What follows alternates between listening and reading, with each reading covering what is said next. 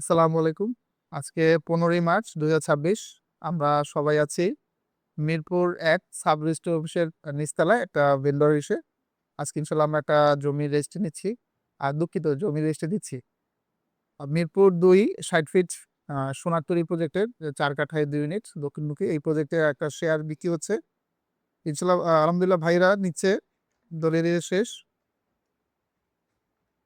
তো আপনারা যারা শেয়ার ভিত্তিতে বাজার দামের চাইতে ৪০-৫০% কম খরচে এভাবে ল্যান্ড শেয়ারের মাধ্যমে করতে যাচ্ছেন, ট্রাস্টেড সোর্স থেকে নেয়ার জন্য আমাদের সাথে যোগাযোগ করতে পারেন।